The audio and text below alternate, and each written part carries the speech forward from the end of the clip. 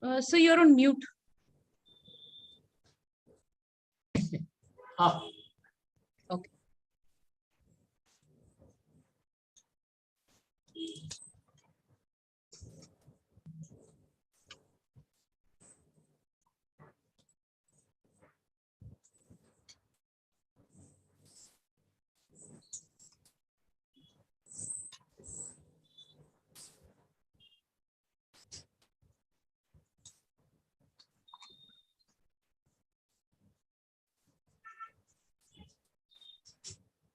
Are you able to hear me now? Yes, sir. Yes, sir. It's presentation is visible also, and we can hear you.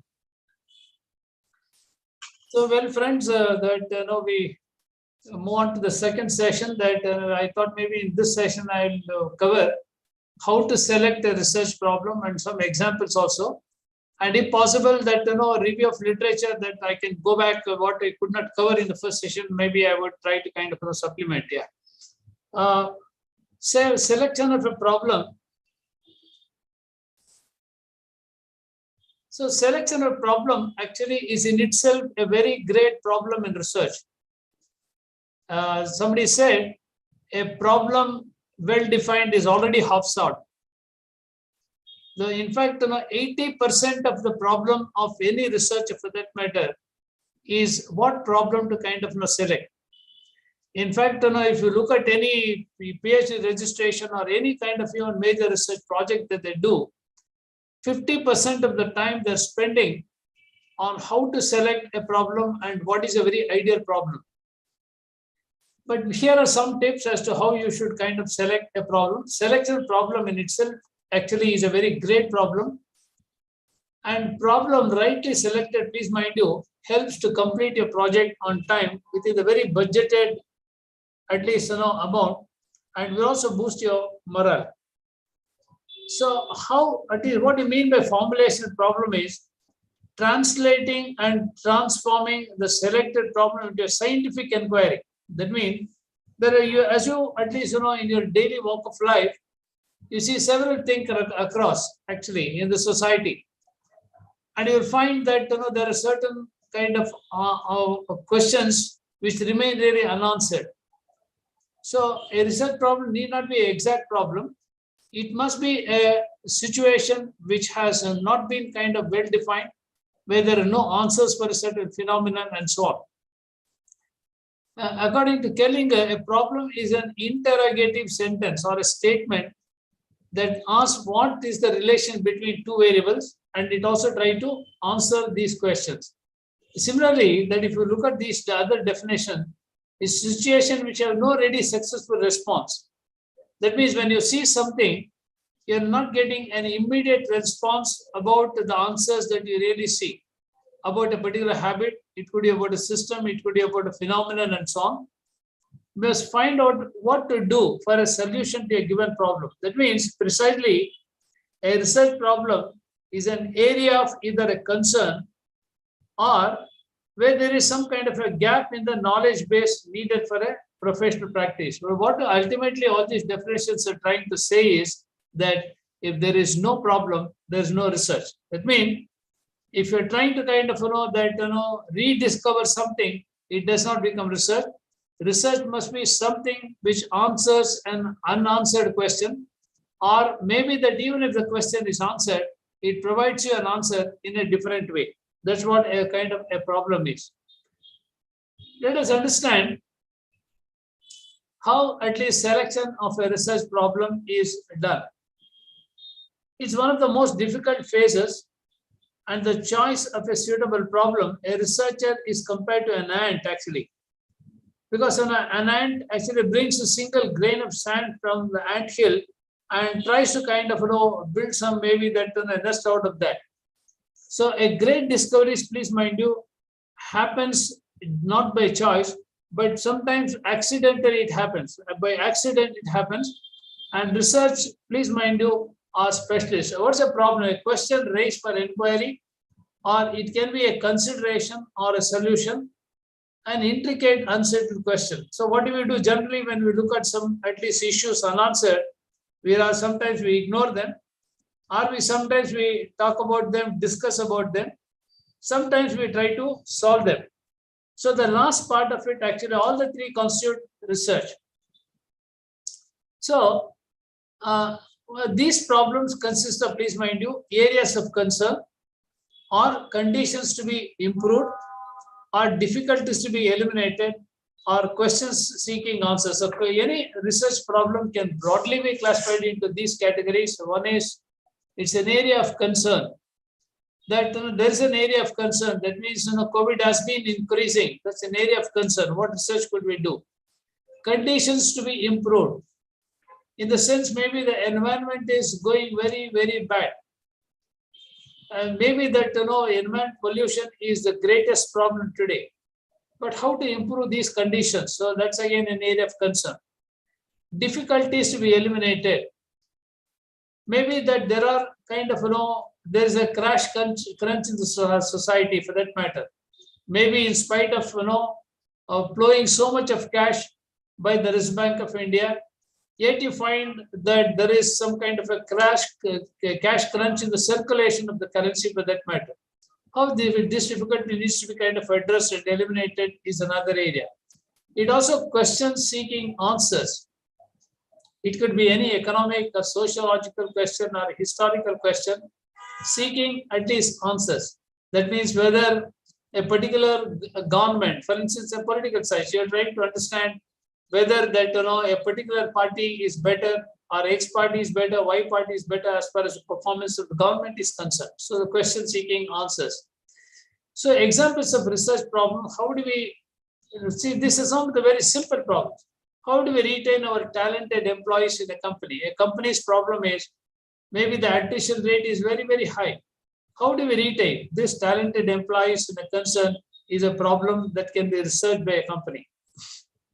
Or how do we compete with foreign universities? For an education institution, its problem is how to compete with foreign universities in order to attract good and quality students.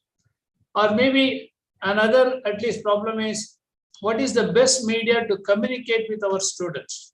In education institutions wants to kind of find out what is the best possible communicating media for the students.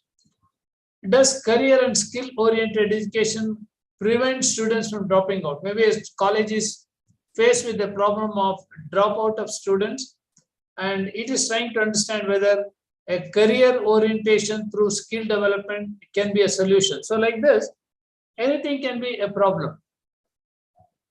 Take this one example about what is a problem and what is a perceived problem, what is the actual problem.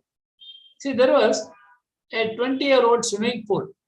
This swimming pool has been in existence for the last 20 years.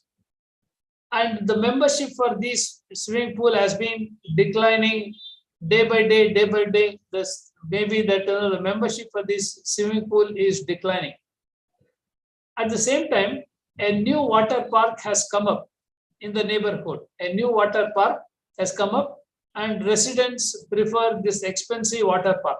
Although there is already a swimming pool, these residents are preferring a water park which has come up now, which has so many other facilities too. And it's also expensive at the same time, but they prefer that. And at the same time, another at least clue that we have is demographic changes are taking place. That means younger people are becoming older and children in this particular area have grown up. Please look at the diagnosis.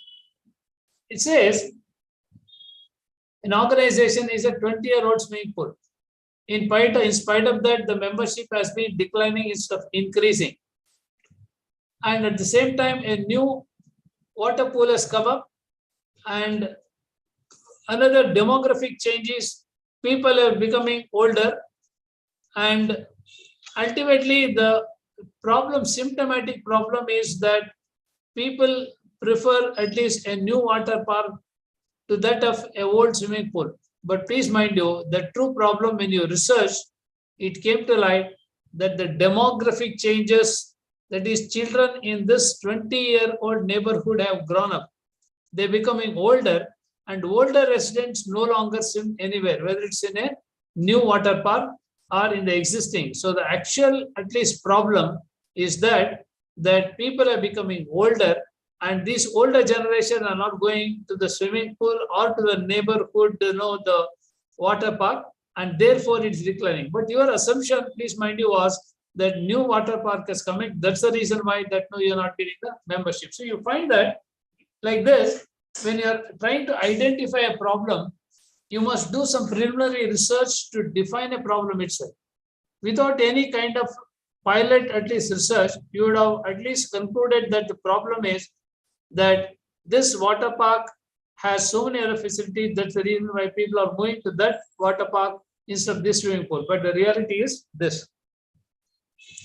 So, but how do you identify the problem? That is, what are the ways and means or sources of identifying a problem? There are different sources by which you can identify the problem. By reading some very, at least good books, maybe very original authored books, if you go through those concepts, somewhere you find that, yes, this concept, you have something read on blockchain technology, you have read something on cryptocurrency, or maybe that you have spoken something on machine learning or artificial intelligence. These are the things that are coming up today. But that impresses you as to how this cryptocurrency works and what are the kind of ways by which people can get cheated even under this system. We want to do some research on that. So reading books or magazines. Magazines give you the latest articles. By going through those latest articles also, you may identify some area of interest you want to research on. Maybe during a lecture or a discussion also, some maybe issues may come out that you may convert that into a research problem. Or even by asking questions every day about some phenomenon that's happening in the society as to why the younger generation probably do not kind of respect the elderly as to how we used to do in our own younger days. So that's ask a question for yourself that you want to do some research on that. Daily experience. What, why, that if somebody said, Lewis Allen, who is an authority on management, said, when I'm in confusion, I employ 6 honest serving men and they teach me all that I know. With that, my problem is solved. And the names are what, where, why, when, how, and who. So if you ask these questions, certainly that you'll be able to kind of come out with a research problem. Or a field study or an internship, as you're doing some internship in a company or you're doing some project in a company, through observation also, maybe you find that there's a very great attrition in a particular company where you're working. If that interests you, what are the reasons? Whether it's because of the leadership style or it's because of other issues, compensation issues, that is, you to get interested in that. Maybe by working on some projects with other researchers also, you try to get some idea as to how you can kind of go about to kind of doing research, or even brainstorming.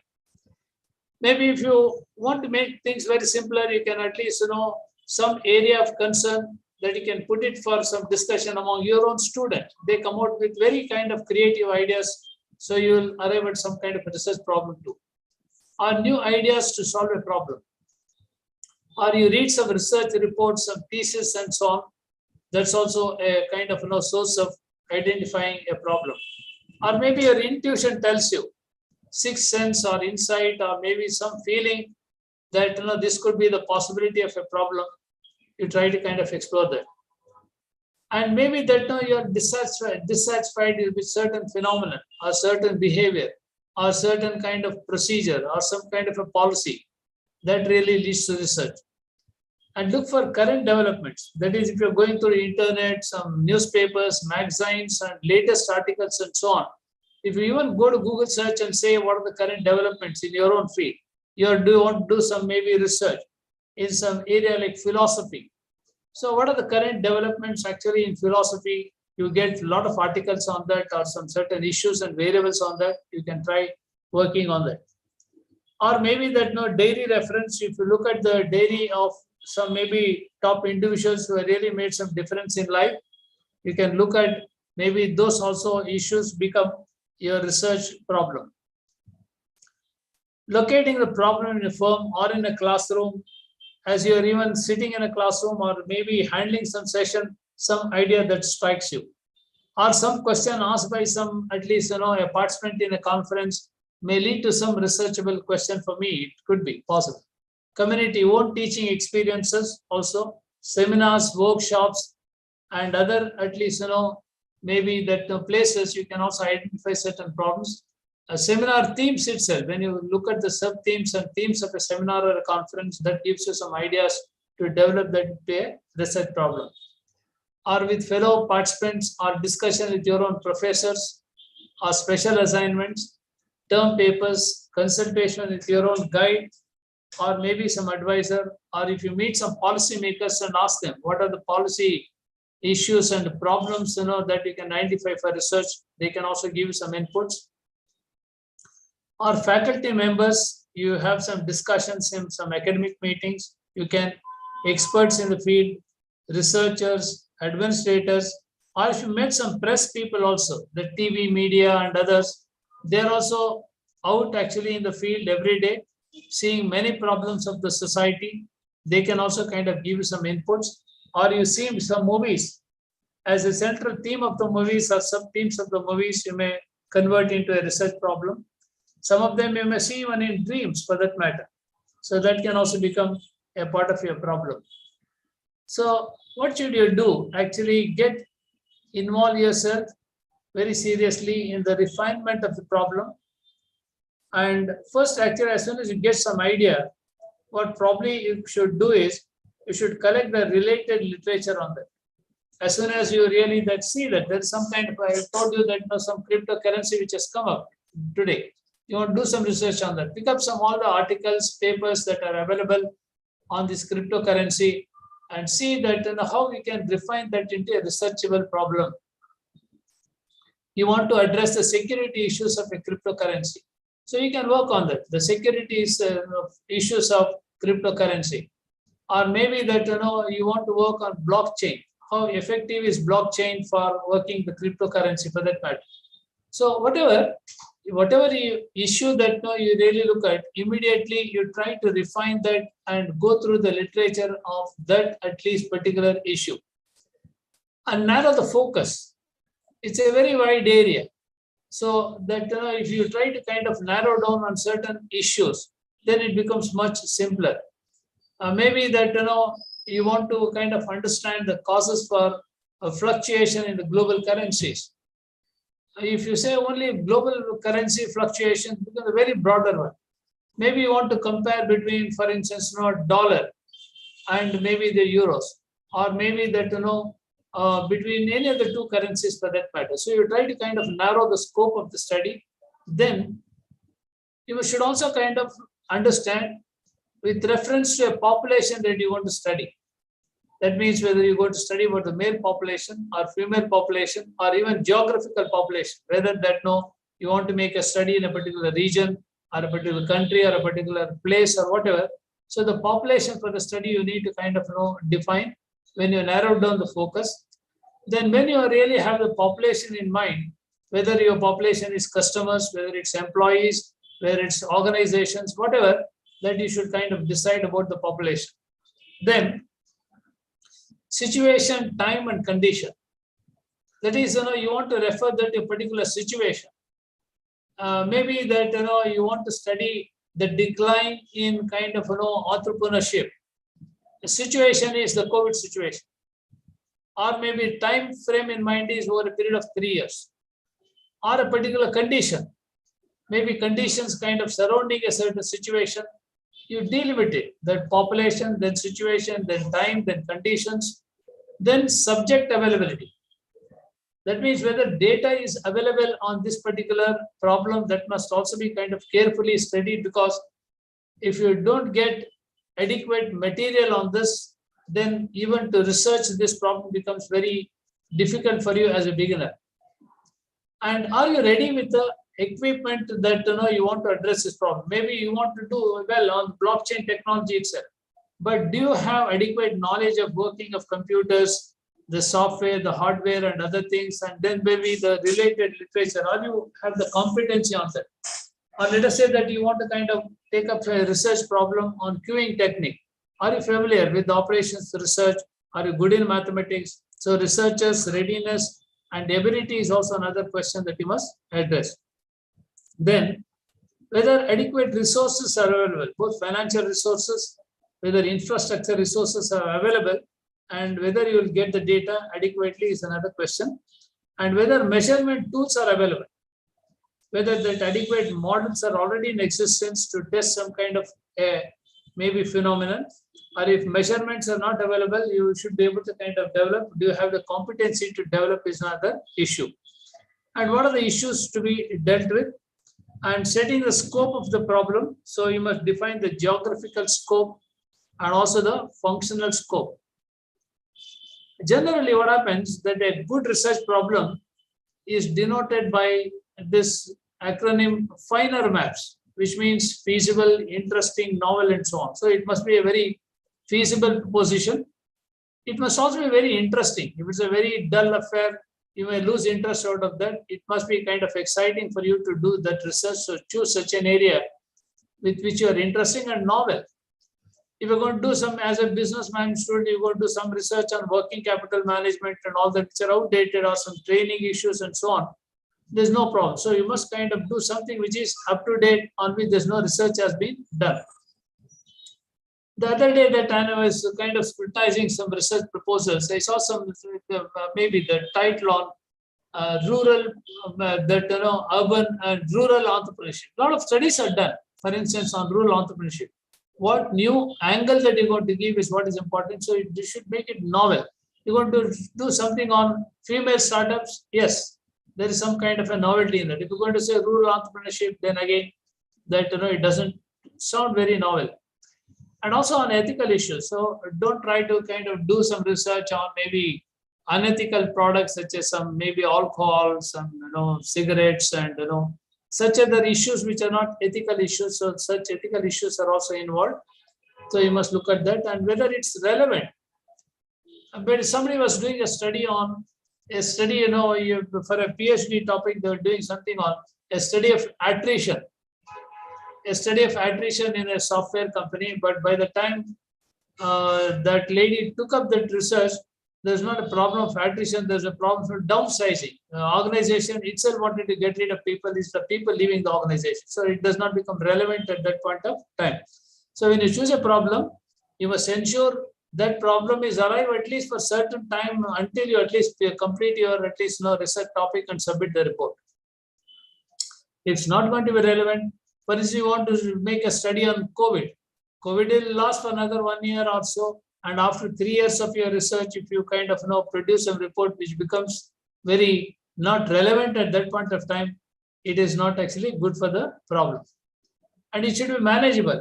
So if you take up a very large sample size and a very big research problem involving, let's say that comparison between trade between India and maybe some other European country and so on, how do you collect the data? Will you go there and if you want, let's say, collect primary data, will you all the way go to UK and then you have the adequate finances permission to collect the data? So it should be manageable and it should be appropriate too.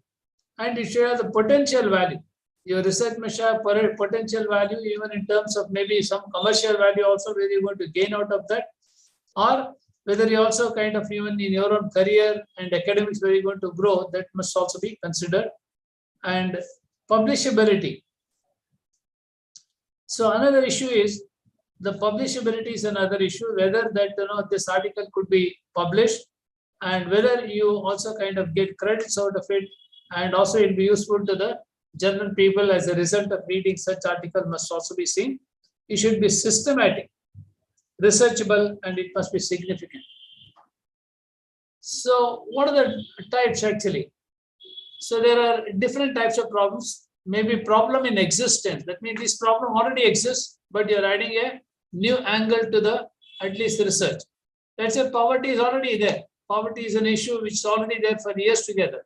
But what new thing you're going to add as a result of poverty? That are you going to kind of relate maybe that an entrepreneurship to poverty, or are you going to at least add any other new ways and means of maybe providing some career through skill development to the kind of this population and improve their at least income levels and so on. So a poverty issue can be studied from a different angle, not from the same angle. So then it's an existing problem studied in a new pattern.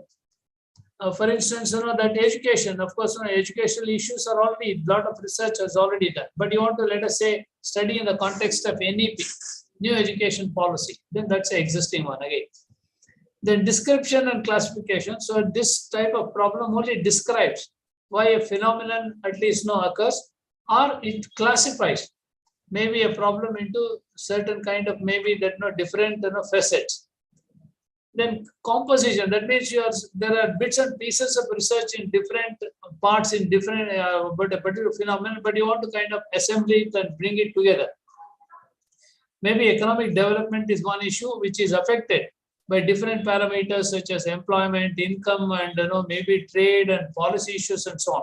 All of them you want to bring it together and compose them into one problem and arrive at certain solutions. It becomes holistic problem. Or it can be a problem which establishes the relationship between two variables. Maybe what is the relationship between kind of maybe that employment and economic development. So two kind of variables that you're going to kind of compare. That becomes a relationship study. Then description, it's descriptive is nothing but the description itself. Or a causality, that means what causes a particular phenomenon. There's a causality study. And a casuality is that maybe that something happens all of a sudden and you want to kind of address that issue, take up that as a casualty. So how to develop a research problem is a very great problem. So begin by identifying a broader subject. What you have to do is, for instance, you're a business management kind of teacher, you want to do research. So management is a very broader area. Then you classify them into, again, there is again sub-functions. What are you interested in management? Whether you're interested in marketing, whether you're interested in finance, or HR, or operations, or communications, or a behavioral at least aspect. So first, divide your broader subject into kind of classified subjects or functional areas. Well, you have chosen, let us say, marketing as your area. Again, in marketing, again, there are different at least sub-classifications or sub-functions like product, price, place, promotion, people, and so on. So again, there are sub-classifications. Let us say that you identified product as your area in marketing. Even in product, there is different, again, elements of product. Product diversification, product failure, product enrichment, and all kinds of packing, packaging, and variety of at least product life cycle and product development and so on. So what you want to study in the product area like this, even in your own subject, come down to at least from broader subject, come down to the minute aspect of what you really like in that particular field, and then becomes and identify that with maybe that the institution or a company or some kind of system or some kind of an institution. To say, for instance, you identified product as maybe your area, product failure as your sub area. That related to, let us say, automotive, you want to make a study of product failure in automobile industry. So you're relating it to a company or an institution. More so, even in the case of, for instance, psychology, that you want to do a research on the area of psychology. So there are different aspects of psychology. Maybe you have behavioral patterns, leadership styles, communication, and n number of at least things you have. Motivation, you have n number of things. Even in motivation, again, that minute aspect of motivation that you want to study on and relate it to a particular, let's say, company. Maybe that a study of leadership styles and its impact on motivation of employees. This psychological study that you want to study. So like this, from broader area, narrow down to sub area, then minute area, and then related to the problem in question in a society, that becomes a research problem. Then, what is the impact of, at least the next thing is that you need to, once you have at least looked at that the research problem, then the next thing is, once you identified a research problem, you have to develop some research questions. So what happens from a literature survey, you are identifying a research gap. That research gap again becomes your statement of problem, and from statement of problem, you are at least doing the objectives. From again objectives, you have to at least arrive at the research question. A problem statement is split into objectives. Objectives are again split into research questions. Research questions are split into research variables. Research variables are converted into, again, that research questions for your data collection, and then from data collection again you'll achieve the objectives. So here research questions, how do you kind of develop these research questions from the objectives is, we can first identify the broader subject, that is your statement of problem, and also look at your preliminary research on these, whatever that the survey of literature will give you some preliminary research. And what you still need to know is what are the kind of narrow the scope and focus. That is, try to narrow the scope of your problem in terms of geography, in terms of the population, in terms of the gender, in terms of an institution, in terms of the income level, through some criteria that you try to reduce the scope and focus of the study. Then, if the research problem is clear with so much of research, so research problem must be very focused. So it should focus on the objectives, and is actually research. You should also ask a question where it's becoming very complex, then try to kind of narrow down the scope. Is of interest to the researcher. Whether that you have interest in kind of addressing those issues as a part of your research is one question. So if you're not interested, then that it becomes a problem to kind of work on that. Then is it a researchable research problem actually that you need to really look at, whether it's measurable and it's too broad or narrow, understand the implications of your research too. Then also kind of try to brainstorm. There is a uniqueness in the area also. It must be a particular question. Is there any particular question? Bring to narrow the topic and evaluate these questions, at least in reference to your objectives, your problem statement, your scope of study. Ensure that this question covers all these issues, and only then you have to finalize the research questions. And whether you can develop a hypothesis for these research questions, please mind you are converted into hypothesis. So ensure whether you are able to develop a hypothesis out of these research questions. And write down your research questions also on the statement question in your own words, and write the research problem as completely as possible. So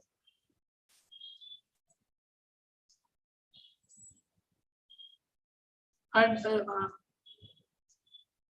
stick to what will be studied, and name the variables also. Once you have developed the research questions, please mind you, these research questions are kind of translated into research variables. Again, so cut down on at least the unwanted things, and then it becomes research variables in order.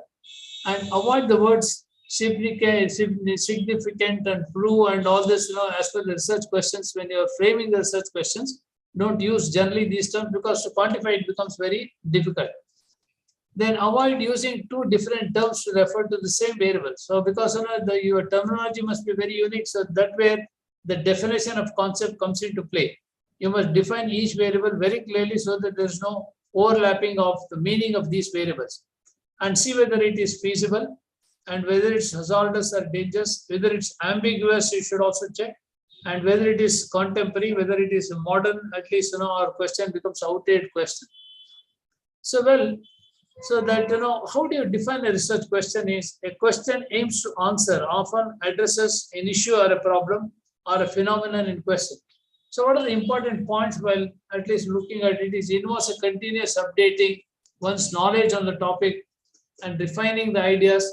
And you must remain updated in order to arrive at these questions, because you should ask such questions which are most relevant to the contemporary needs. If it becomes too outdated, where with the research is already done, such research questions must not be included. Ask so that they ask on the current trends, on the state of art research, and maybe on technological innovation. Research questions can address technology related issues to that particular problem. And it can also kind of address policy issues related to that at least phenomenon, and make research questions specific and concise. Let it be very crisp.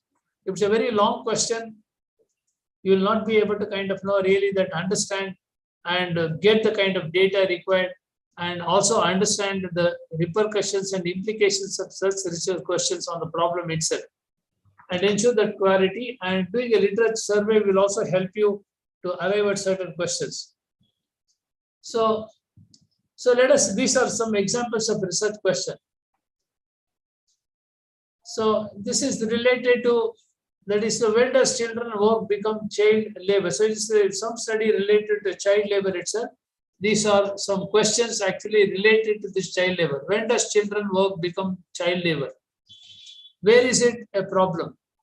In which sectors of economy does it exist? How many children are involved in child labor? Why does it exist? What is the International Labour Organization doing to combat this child labor? See, these are the typical questions about a study on child labor. A study of causes for child labor is the topic. These are the related questions. So this is how a problem, the statement of problem is that there has been a kind of child labor, as a result of which children are not going to the schools and the colleges to study, and their career is being affected. That's the problem statement, for which actually you have these are the research questions. They're derived into objectives, objectives into questions. So I'll go back to the literature survey. How do you do the literature survey so that you once again? I'll show you some at least problem. These are some of the a lot of at least maybe issues on which you can kind of look at doing research. I will leave this with organizers and you can have a look at that. These are all management related, but I'll also show you some on maybe psychology, sociology, and other history related. One second. One second.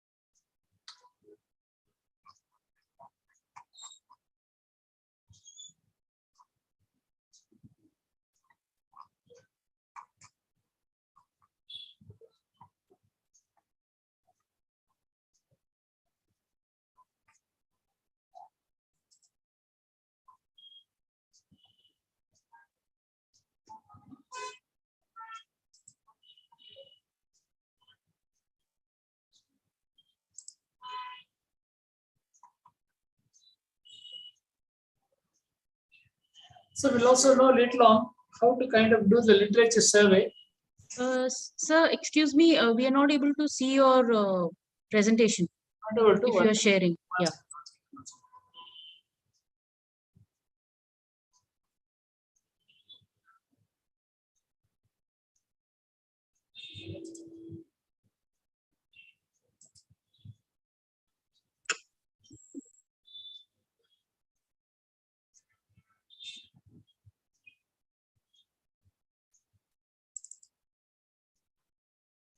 Are you able to see now? Hello? Are you able to see now? Yes, sir. Yes, yes, sir. sir. Yeah. You can see that. So we'll move on, at least know little about how to do the literature survey, because literature survey is one of the most important thing in research, because when you identified a problem, please mind you, unless there is a research gap, you can't do any research on a particular phenomenon or a particular function or a particular at least issue related to research. So how do you do the literature survey? A literature survey it's a gradual process by which a researcher uses various at least sources of information in order to identify the gaps available. So these are, you need to familiarize yourself with whatever the theoretical construct. For instance, you're going to kind of make a study of causes for unemployment maybe in the country as an economics topic. So you must read all the related literature with reference to employment, policy issues, and maybe industry background, various other issues. So you must kind of study and establish a gap. So how do you kind of previous researchers like to present study? So why do you have to do the literature survey is you need to know what is already gone by in your own area and what is left to be done. That's the starting point of research. Once you have chosen some kind of a problem that you want to kind of interest you, you must look at what are all the kind of current, at least from past so far, what is the research that has gone by and where are the gaps and what others have done in the areas that are very similar, though not necessarily identical, one's own area of investigation, and also see that a thoughtful thematic review of historical, theoretical, it can be methodological. So please mind you, a research gap can be some kind of very historical, it can be theoretical, it can be kind of even methodological issues where there's going to be a difference actually in the research that you are going to conduct and others are going to conduct. So it can be the review of literature, please mind you, can be conducted on objective wise. If you have a particular specific objective, all the literature related to that objective can be kind of done, or it can be on the basis of the research question that you have drafted, you can do the literature survey, or on the basis of the hypothesis that you have at least stated, you can do the literature survey, or on the very problem, statement of problem itself, you can establish the research gaps. So what are the different types of research, at least review of literature is? It can be integrative. That means drawing conclusions from many studies. You will arrive at some kind of a theory, and maybe on the present theories to explain some kind of phenomenon, or to maybe comparing some the width, breadth, length of maybe that on the particular phenomenon, or maybe the occurrence of the phenomenon, or maybe it can be on the basis of different methodology. That means maybe somebody has already conducted study, he has used the observation method, but you want to use a survey method in order to fine tune it. So what is the importance of review of literature is, it reveals the various sources of data. But if you want to know the different sources of data, if you review the literature, while reviewing the literature, you know that what books are available, what the journals are available, what articles are available, all this. And you will maybe that it introduces to even eminent scholars who you can go and meet them, and maybe that as a result of their maybe scholarly articles, you find that there is something more that you want to know. You can meet those scholars also, discuss with them. It increases your confidence. Once you master what is already literature available and the study, it also increases your confidence level, and it reveals various investigations similar to yours. If somebody else is already doing a research on that, you will come to know, so that you don't have to kind of go. At least if you go to the depository of the UGC, it gives you all the different research which is already carried out, so that yours will not be a duplication, because if there is a duplication, such thesis may not be accepted. So therefore, you have to ensure that you are not duplicating or doing the same thing or reinventing the wheel. So it also gives you how others are handled these issues by different methodology, or maybe using a different scaling technique or whatever. And even design issues, you will know, you can also avoid, at least, you can also, so its own area of summary, and it can, you will also know that the methodological issues, and also avoid unnecessary duplication. You will also summarize the results also possible, and it gives you an overview of the entire field and providing at least ideas fit into your study and how the study agrees or differs. So it also gives you an opportunity to see whether your study agrees with what ideas the others have already given, or whether it's going to be too different. It may reveal the data sources also and other methods dealing with that. What is the review literature process is like this. First, you identify the key issues to be addressed. If you already have a problem in at least hand, so this problem you must really look at what are the issues to be addressed about this particular problem. So clarify the research topic and relationship between the different variables that you want to know, or be specific on the problem literature, should address and identify the sources of information, the books, articles, and other things that you need. And analyze critically the articles identified and create an outline out of the review. And write a review of literature using objectives. So keeping each objective in mind, you must be able to kind of write the review of literature. Then you must ask the following questions. What contains claims and arguments are being made? Are the arguments logical? What evidence is cited in support? So these issues at least now you will confront with. Let me, once again, I'll show you some practical as to how you should review the literature.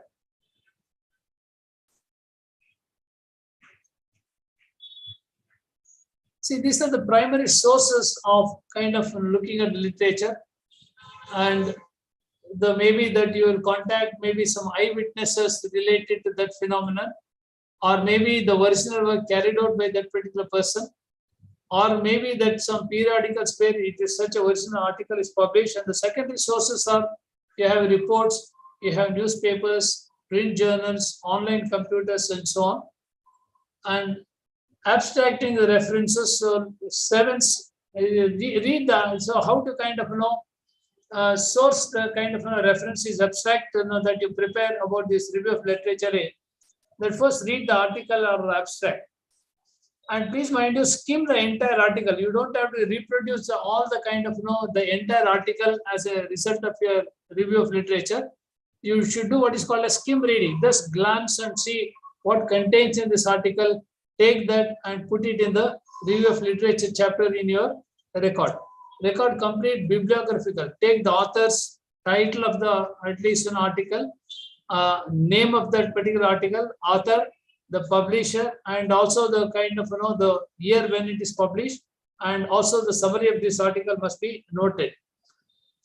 And also that the how do you kind of place this literature review in your as a part of your report is first a little introduction, theoretical review, conceptual frame, and actual review. In about half a page, see what happens in the review of literature chapter, the second chapter that I was talking about in a report. First chapter of any report contains introduction and about the theoretical framework. In the second chapter, you're going to give the review of all the 100 odd articles that you've studied. Further, there's a structure. You'll give a little introduction about this article. With that, first thing is the name and year of the article or the author. All these three things are mentioned, and little introduction. The theoretical review, that is what objectives that author had in mind. What is the kind of findings of this particular article? About half a page each article is kind of shown as a review of literature in the thesis. And it's also important to kind of find the source of this, at least you should use either a APA, that's American Psychological Association format, or a maybe that maybe that Modern Language Association format. One of them, this is the way you format it. In the case of citation, how do you have to kind of show this is the author, the year, the title, the publisher, and so on. And citation referencing, this is the way you've done. One second, I'll show you how it is reviewed. One second. See, for instance, so this is the way you're going to show the review of literature in your thesis. First, you're citing the author's name, the title of the study, the year of the publication, and briefly about this particular article. It focuses on how change of human characteristics will affect the ability to avoid conflict. So about 100 such articles you're going to kind of review and put it actually as a part of your review. So this is the second article that needs reviewed. David is the author in his study Minimizing Conflict. The title of study attempts to study the amount of knowledge regarding work. So very briefly. So in the second chapter, review of literature, please take all those 100 articles, put one by one, about in half a page each one. You start with a little introduction to the chapter, saying that now for the purpose of our study, we have identified the problem, we have reviewed all the literature regarding this, and we would like to review each one of them and then start reviewing each one of them, 1, 2, and 3. That's the way you're going to research. And how do you establish? So once you have identified the literature, reviewed the literature, please mind you should be able to establish a research gap. How are you going to kind of address the research gap is, so you must read the first article and all the articles. Once you finish reading all the articles and reviewing all the articles, then you have to identify what are the research gaps available. It's a question, a problem. How do you, for example, impact of the psychology of corporate employees during the post-COVID, maybe impact of television. Say, so in a gap is what is not geographically covered is one gap. Maybe what is not functionally covered can be another gap. For instance, if a few gender specific studies. You can say that this study covers only a male gender, female gender is not covered. Or maybe it's some for certain function. For instance, maybe that in a poverty study, you may say that this study does not cover educational issues of a particular section of the population. Or maybe it does not cover the income group of a particular, at least, status. Or maybe it does not cover some education status of individuals. So what a study does not cover actually becomes a research gap that you need to kind of identify. So these are the research gaps actually you can look at. What is missing or insufficient information? If a particular information is insufficient, that can be covered. Or gap that limits the ability of decision makers. So research gap exists due to a question. Actually, some issues are not addressed in this particular study. That needs to be kind of addressed as a research gap. Or a certain population is not considered. That should be addressed as a research gap. So please mind you, a research gap can exist in different forms. So you must be able to it can be an empirical gap. That means maybe if there is no empirical gap, means there is no evidence. There is no kind of previous studies which are already done on this particular issue. So that can be a research gap. Maybe you want to take up, as I told you, something on machine learning. You're doing a study on machine learning, but the research gap is that there are no studies at all. There is no previous studies on this cryptocurrency. That becomes an empirical gap. Or knowledge gap. Maybe that there are already studies which are already made on maybe that cryptocurrency, but that there are certain issues which are still not addressed, in the sense that maybe security issues is not addressed in this particular study. So it becomes a knowledge gap. Or evidence gap is, although people have made some studies, they have not given any kind of an evidence regarding it. Maybe during COVID, they may say that a vaccine will cure, at least 2 doses of vaccine will cure. But there are no studies which will prove that there are 2 doses is sufficient enough to kind of withstand or maybe protect yourself from the COVID. So that's again an evidence gap. Or there are no theories to prove that. This is a theoretical gap. Or maybe some population gap. A certain section of population not covered in the study, it becomes a population gap. Application or implementation gap. Or maybe that this particular theory is not applied and the results are yet to be seen. So you want to conduct a pilot study, that becomes a application gap. Or maybe in this study, they've used observation as a method, but you want to go for a survey method. That's a methodology gap. So you find that you have to mention all these kind of gaps in our research study. Once you review the literature, see in the literature whether there is an empirical gap. That means there are no studies at all in this particular area. State that. For this particular gap, you find that there is an empirical gap as there are no other studies conducted in this area. Knowledge gap, although that there are studies conducted in this area, certain issues are not addressed, so there is no knowledge about these particular facts. That becomes a knowledge gap. Put evidence gap. That means say that all the studies are conducted, there is no evidence to prove that these results are accurate. That's the evidence gap. Theoretical gap is there's no theories or models to kind of apply for this particular situation and try and understand the phenomenon. So that becomes a theoretical gap. Or a certain population. This study covers only a male gender, does not cover female gender. That's a population gap. Application or implementation gap. So although that this maybe the results of the study have come out, but this is not tried and applied to a certain situation. So that becomes a implementation gap. Or methodology gap is this study is maybe heavily relies on a survey, but it does not use some focus group methodology where experts could be kind of consulted and their opinion could be sought. That becomes a methodology gap. So all these gaps in your research study, is better to put all these gaps so that it becomes very clear these are the gaps that you want to address as a part of your research. So if you want to know what is the difference between a topic, problem, purpose, and research questions. See, this is one of the distance learning problems. So the topic is distance learning, and research problem is lack of students in distance learning classes. That means the research problem is The students have not been attending these online classes or distance learning classes. And the purpose of this study is to study why students do not attend these, at least no online classes. That's the purpose of the study. The research question is, does the use of online technology in classrooms have prevented students from enrolling and attending the classes?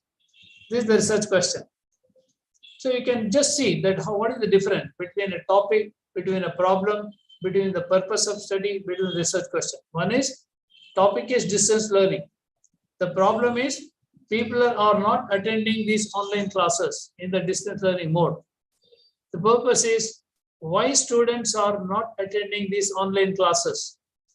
The research question is it because this maybe that no web technology is not very simple for them to understand, they have not been attending the classes. So this becomes it's very clear. What is the problem? What is the purpose? What is the research question? See, how do you kind of know that if you want to know the difference between the statement of a problem, the research questions and purposes and deficiencies? See, look at this. The topic is distance education.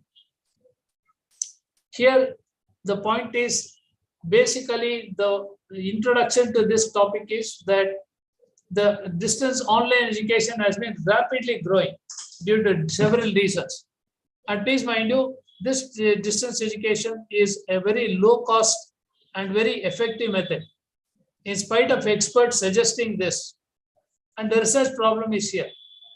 Although that experts suggest this is a low cost method of really educating these thousands of people, but you find that in these classes, the research problem is the attendance is very, very low. In spite of the best efforts, best faculty, you find that there is a lack of interest among students. So the next one is that, so here, why actually that the purpose of the study is insistent is that a lot of, at least also in web conferencing, a significant factor in effectiveness of the class. Because experts have found that this is the most effective method of reaching at least thousands of people and effectively imparting knowledge. The research has shown that this is the most effective method. But deficiencies in the evidence. More studies are needed to explore. See, there is a research gap. Although that research shows that this is the most effective method of really that maybe reaching thousands of students, still people are not attending these classes means there is some research gap. More such studies are needed to explore the students' perception towards online learning. So you find that there is one problem is how we can reach people, mass education of people. That's the one thing. And so they have found out that this online learning is the best method through some research. But in practice, the practical gap, I was talking about application gap. Application gap is when they applied this, you still find that there's a very poor attendance. And as a result of this research gap, you find that more number of studies, this is justification for your research again. More studies are needed to explore what is the student perception towards these learning experiences, whether it is because of the online, because of technology, a number of gaps you can find.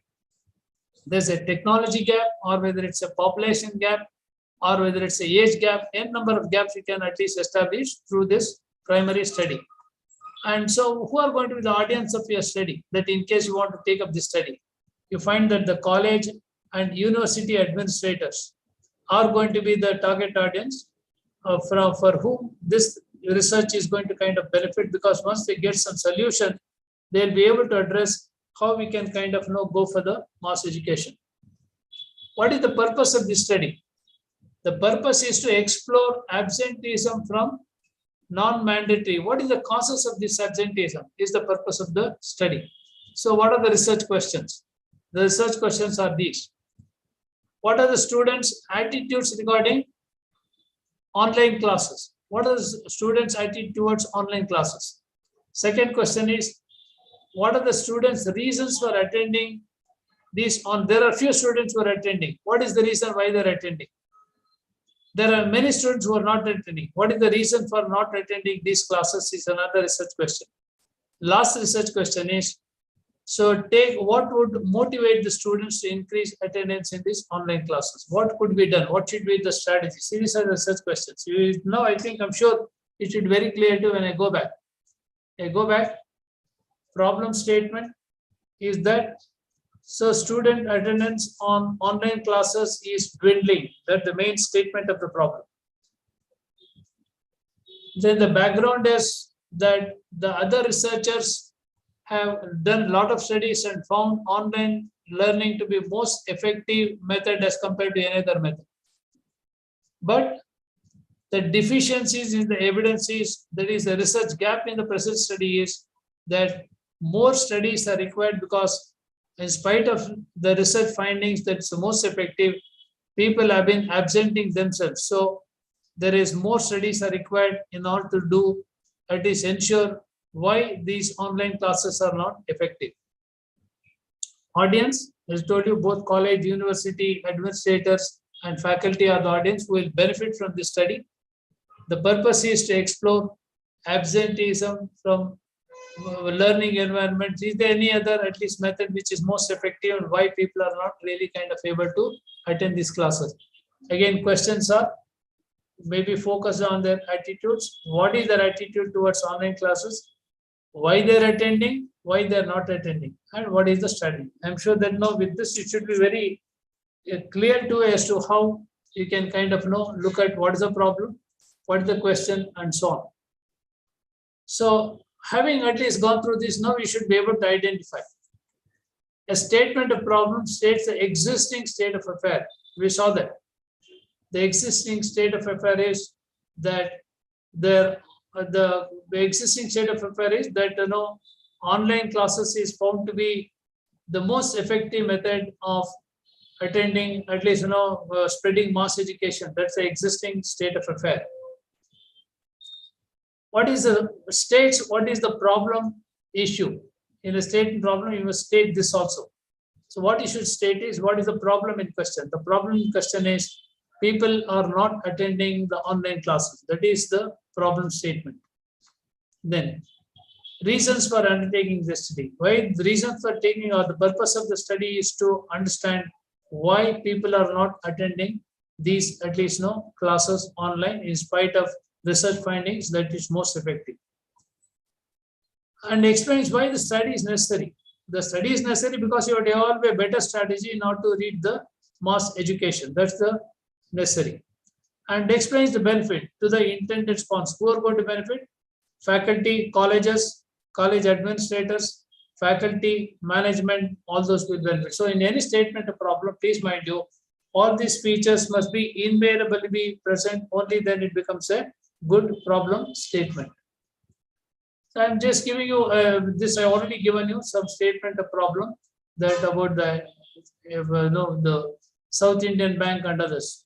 So these are the objectives that I already kind of showed you that how it should be made measurable. All these issues that I already covered with this.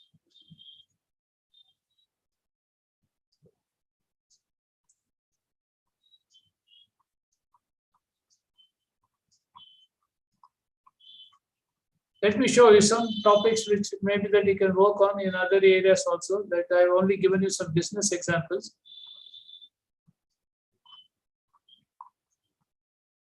For instance, these are all, of course, there are over more than 300 studies on commerce and management. So it's in that area of my interest, I've shown that many.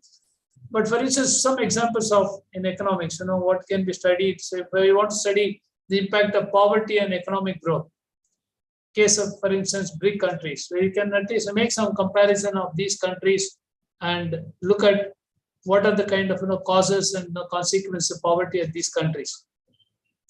Or understanding educational progression at local level, a comparison of north and south cities in India. That is, you want to study the education status in these two countries, or you want to analyze the effect of employment on GDP. Maybe that you want to make comparison of these Asian countries as to how unemployment is going to affect the GDP of the country.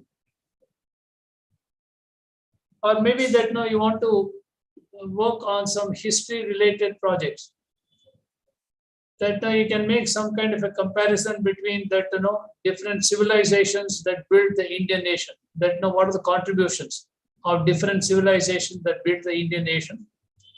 Or you want to make a study on the evolution of Indian history and religion through the years, how at least the evolution of different religions and their contribution to the kind of maybe the country and society, or an in-depth study on the different dynasties throughout the history and their contribution to the development of the country.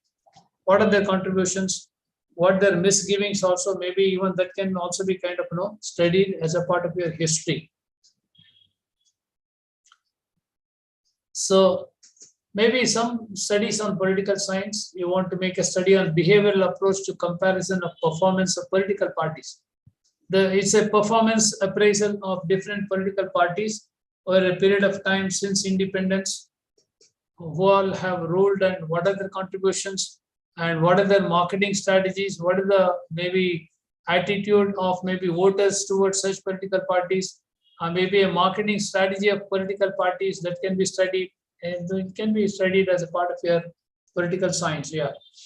Or maybe foreign policies of two different countries, United States and United Kingdom, and their impact on economic development, or maybe in maintaining the peace in that particular region, or presidential versus parliamentary democracy for India, whether we have a parliamentary system now, whether we can move on to at least a presidential system, maybe a feasibility study can be conducted. It's going to be a very interesting study. Or cultural pressure between United States and Japan. So what are the cultural differences and pressures between these two countries? Or maybe a Soviet Union ideology, especially this can be studied with reference to the present Ukraine war. What is their ideology and why they're fighting the war, how it could have been avoided? That can be studied. Or maybe that you want to at least make maybe that you want to make some studies on sociology for that matter. So maybe something on the long-term impact of some cultural appropriations, or you want to make a study in impact of media on human behavior and attitude, or you want to make a study on key social justice issues impacting society, or you want to make a study on factors contributing to the extreme polarization in society, a number of sociological studies. Or for instance, you want to make a study on psychological, at least psychology related issues. So how disabled women view their image interactions with other opposite, at least gender, in terms of their own image of the personality or whatever. Or how does religion modify social responses between men and women? Are they different? Are they the same? A qualitative research can be conducted on that. Or impact of leadership styles on organizational performance. However, there are different types of leadership, such as free reign, autocratic, and whatever. Maybe through the managerial grid also, that Mount Blake's managerial grid can be with reference to that. You can study the organizational performance. So any number, or you want to study something on philosophy itself. Maybe that to make a comparison between that, maybe the modern philosophy and maybe the traditional philosophy, or maybe that beliefs of certain individuals, or maybe impact of maybe the philosophy on the maybe well-being of society, or maybe philosophy education itself and its impact on the behavior of individuals. A number of at least the issues can be kind of addressed. So, but however, in commerce and management, there are so many other topics which I already showed you that there are a number of topics you can work on. I have classified them in marketing, management, and other into various other at least sectors. You can have a at least look at that on finance.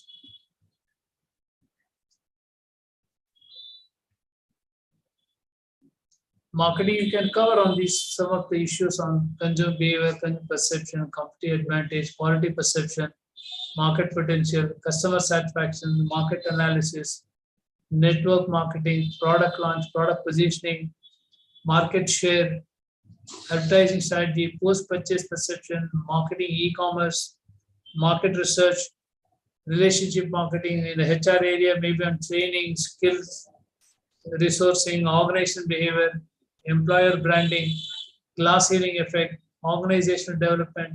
You can work on a number of topics. You have listed. You can just glance it. You can skim through that or skip through that, and you will at least get some ideas on some of these.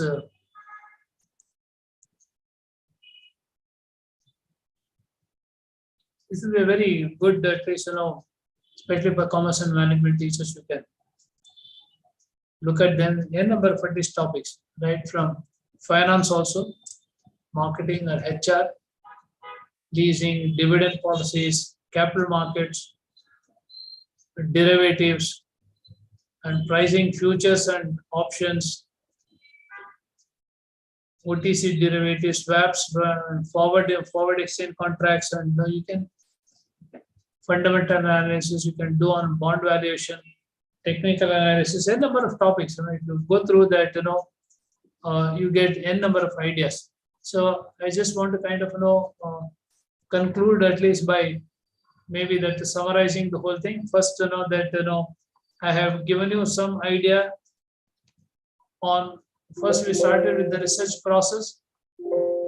So in the research process, we did say that research actually contributes to the development, because it's only through research that we've been able to answer unanswered questions and also solve unanswered problems. I also went through the process of research, that you should first have a problem in hand.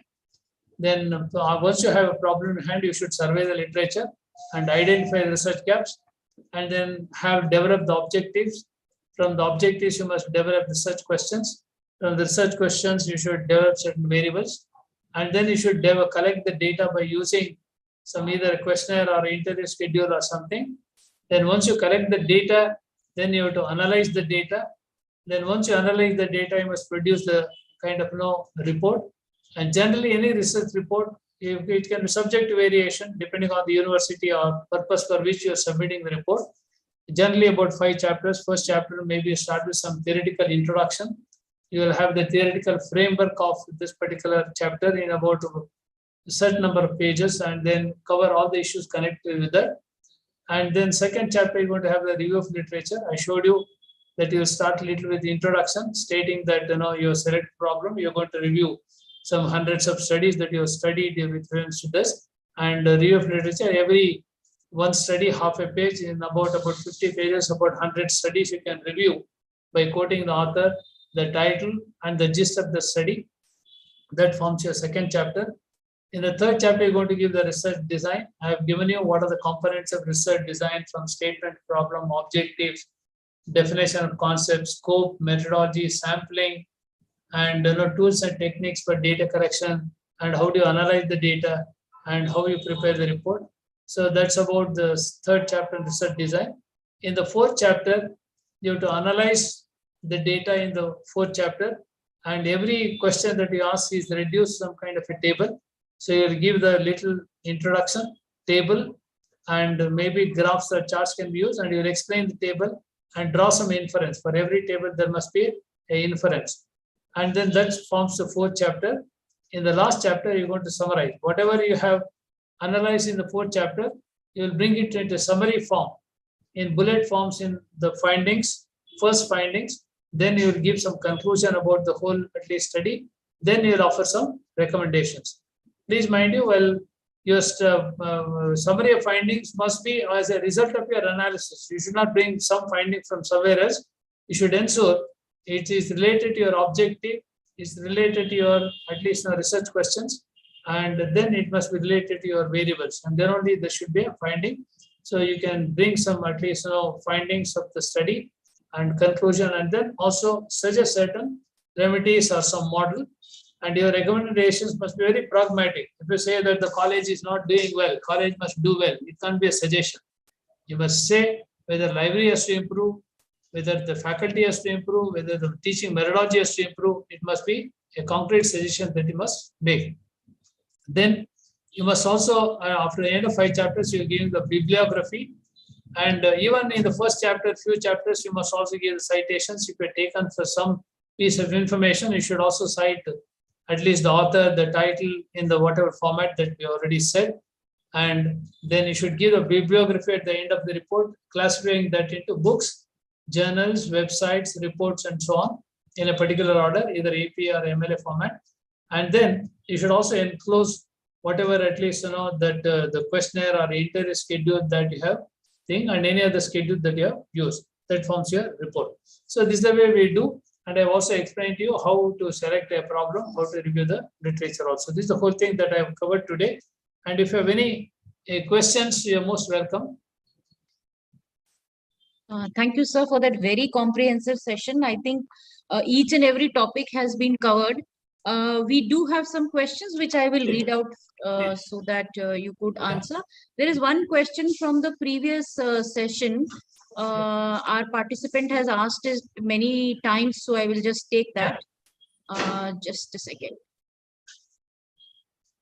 This was on, yes, can independent variable be dependent variable based on the study type? Of course, that it is up to the researcher to classify them into dependent and independent. The thumb rule is, if a variable is it a impacting variable or getting impacted variable is a question. If it is going to impact other variables, it becomes a independent variable. If it is not going to impact but is going to be impacted, then it becomes a dependent variable. That's a kind of thumb rule for classifying a variable into dependent and independent. If it's not going to change, it remains constant, it becomes independent. If it is going to change, it's a very variable itself, it keeps changing, then of course it becomes a dependent variable. That's what it is. So I gave you some examples of that. For instance, the maybe that the rate of, it depends on the study. If you're making a study on impact of employment on the GDP of the country, please mind you, employment becomes a independent variable, whereas GDP of the country becomes a dependent variable. Thank you, sir. Next question is by Mr. Subhash. I think he's written it in a short form. So review of literature should be from general to specific, topic, background to supporting our studies. So should the review of literature be general to specific? Is there any format Actually, for that? What happens in some studies, you may not get the specific literature at all. If they are new studies, if the recent phenomenon, what happens, you may not get the related, specific literature at all. In some maybe issues which are already done in-depth studies, you get a lot of kind of related literature. But related literature is not available, at least you must support that with the, if the specific literature is not available on a subject, then you must go for the related literature. If already sufficient specific literature is available, focus only on specific literature. Thank you, sir. Next question is by Shobha Madam. Can we study on impact of social capital of bank employees on bank's performance? Absolutely, you can. But you should define what is social capital. It's very important. What's the operational definition of your social capital? And it should not be misleading. It should be very specific. So the operational definition must be very, very clear as to what you mean by social capital in this context. Okay, and of course, the chat is full of appreciation and accolades, sir. Thank you. It's difficult to spot the questions. Okay, there is one more. What is the difference between, okay, you've already covered, but still, since the question is here, what is the difference between research gap and research problem? We derive the problem from the gap, is it? Once again, research problem is the, at least, issue, the main focus of the research as to what you really want to kind of work on. Whereas a research question is how you're going to kind of find solutions to this research problem. A research question is a split from the research problem. A research problem is very wider. The research problem is very wider. As we said, a research problem is that there is a lot of absenteeism in the online classes. That's a broader research problem. But the research question is that what is the attitude of these students towards online classes? Is it because of attitudinal problem that they are not attending? Number one. What are the reasons for attending the class? There are some students who are already attending. What is that they find interesting to attend these classes? And the last question is that what should be the strategy now to ensure that there is attendance in the online classes? See, if you answer these questions, your statement of problem will be answered at least in total. So a problem is a broader picture, whereas research questions are kind of, maybe it's a split off from the statement of the problem. You had put this in the illustration, that step-by-step illustration. Yeah, of course, yes. So again, ma'am, the link is there. Link will be shared, and you can refer to the whole talk today again, so that it will give you more clarity. Again, okay. Can independent variable be many and dependent variable only one? It can be. It depends on your study. If it's only that, let us say, for income, focus is only on some income or employment, or maybe that population, one factor remains constant. But if you want to again split this independent variable into sub-variables, becomes more variables. That's all. Okay. It depends on the study. Sorry, so you were saying something? It depends on the study. Okay, right. Next, we have a question from Sandesha sir. What is the best source to get theoretical background? Theoretical background, of course, books, of course, will give you the theoretical construct, whereas articles, all that, of course, there are a lot of search engines available. Right now, I don't really have access to that. I can kind of send it if we want some kind of any specific, issue on which he wants a kind of. Yes, sir. Yes, sir. I can kind of send it to you that, sure. What are the search engines for it? Yeah. Sure, sir. Okay, I think that is about it in the questions. And of course, sir, like I told you, a lot of thank yous and lot of appreciation in the chat box for you. Thank you, man. Thank you so much. I really enjoyed it. Thank you. And thank all the participants for their very kind of, interactive and also very patiently listening for 3 hours. That's really kind of wonderful. Thank you, sir. And I also thank all our colleagues actually in the Mumbai College for really their active participation and showing a lot of interest. Thank you. Thank you so much, sir. It's a good organization, very systematically and methodically organized. Thank you, sir. It's always a pleasure to listen to you, sir. Thank you. Thanks so much. Thanks. I would now like to call Assistant Professor Adya Bharti to give the formal vote of thanks. Adya ma'am, are you there? Kindly make her co-host so that she can. Okay.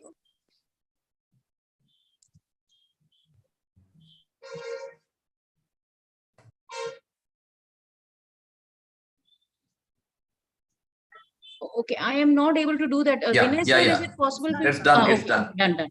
Yeah. So curiosity keeps leading us down to new paths. A very good afternoon to one and all. On behalf of the Bansangas SM Shetty College of Science, Commerce and Management Studies, I, Adya Bharti, Assistant Professor, deem it a great honor and privilege to deliver the vote of thanks.